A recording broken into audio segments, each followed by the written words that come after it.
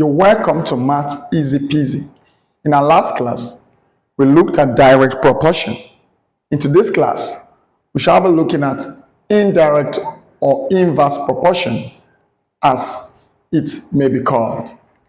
Now, remember in the last class we said the direct proportion is a proportion that allows one quantity to increase in response to the other quantity. For instance, if a quantity increases, the other quantity will increase side by side. I bought 5 mangoes for 10 naira. 10 mangoes, the cost of 10 mangoes, since the quantity increases, the cost of the 10 mangoes will increase to 20 naira. But in the reverse is the case in indirect proportion or inverse proportion. When a quantity increases, the other quantity will do what? Decrease. Now, there are some little tricks that will make you understand, that make you differentiate between a direct proportion and an inverse proportion. Now, indirect or inverse proportion occurs when an increase in one quantity leads to a proportional decrease in another, and vice versa, meaning their product remain what? Constant. Now, this is what we are going to explain more. In indirect proportion, there's always a constant. There's always a constant. And that constant, in many of our questions, you will see words like if they work at the same rate or the same quantity. Let's explore our first question for today. Now, this is example number 1.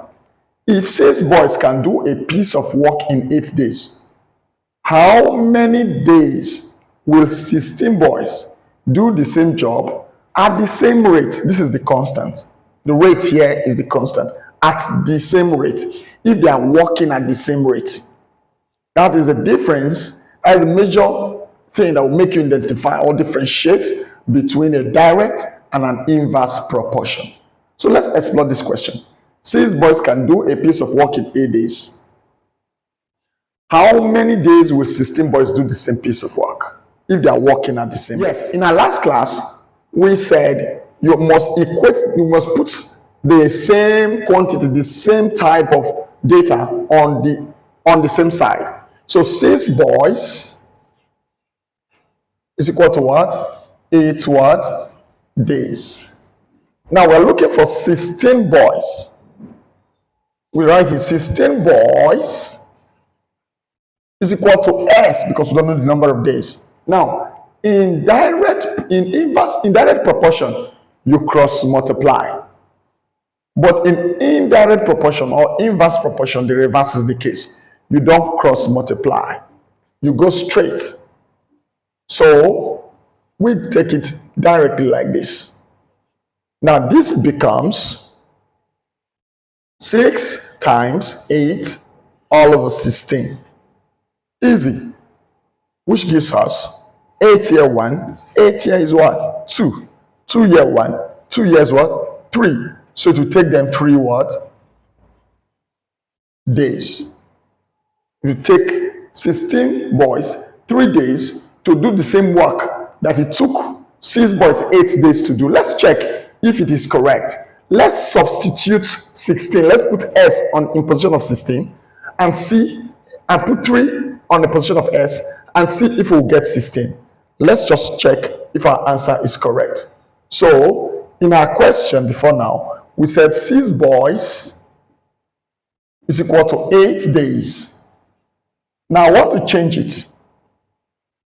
I want to bring my S here and take my 3 days for the 16 and see if we will get the same answer. So we say X is equal to 3 days. So how many boys can do the same job in 3 days? Remember, as I said earlier, we don't cross multiply in inverse proportion. We always go directly. So we have 6 times 8 all over 3. This gives us 3 here 1, 3 here 2. 2 times 8 gives us 16 boys. That is why I said math is actually easy peasy, lemon squeezy, pizza cheesy, Mr. Austin's okra soup. You can see what we derive.